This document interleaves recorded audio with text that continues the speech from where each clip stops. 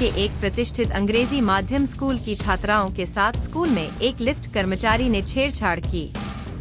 इस युवक का नाम गोपाल गौड़ा, उम्र 27 साल है और वह स्कूल के बेसमेंट में लिफ्ट के मेंटेनेंस का काम कर रहा था। उस वक्त दोपहर 1 बजे के बीच 5वीं कक्षा की लड़कियां वहां योगा क्लास के लिए आई थी। उसी वक्त गोपाल ने इनमें से एक छात्रा की पीठ पर हाथ रखा और बाकी लड़कियों के साथ अश्लील हरकत करने की कोशिश की। ये तीनों गोपाल के व्यवहार से डर गए और खुद को वहां से छुड़ाकर भाग निकले।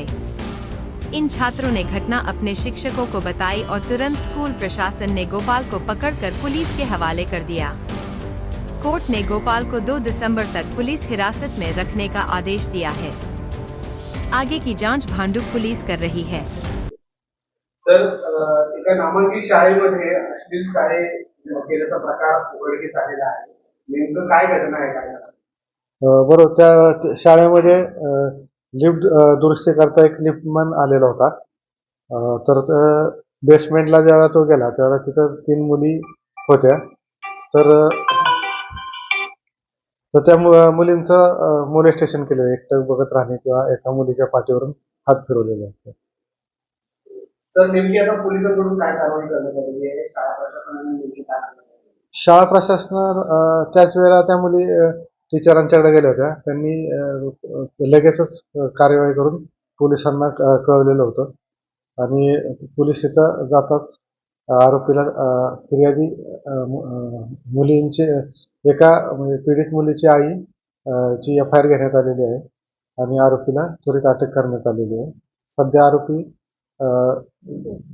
पोलीस कस्टडीमध्ये आहे. 2 तारखेपर्यंत न्यायालयाने त्याला रिमांड दिलेला आहे. सर, नेमकं आता शाळा प्रशासनाने तुम्ही काय आवाहन कराल? कारण की विद्यार्थी जे अशा पद्धतीने तिथे त्यांची सेफ्टी आहे ती घेणं खूप गरजेचं आहे.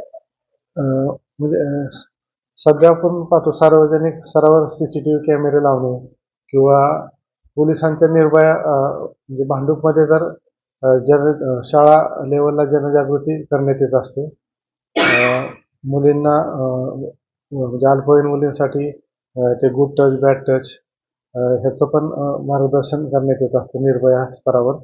तसंच सर्व शाळांवर म्हणजे निर्भयाचे कार्यक्रम आयोजित करून अवेअरनेस प्रोग्राम राबवला जात असतो पोलिसांच्या तर्फे.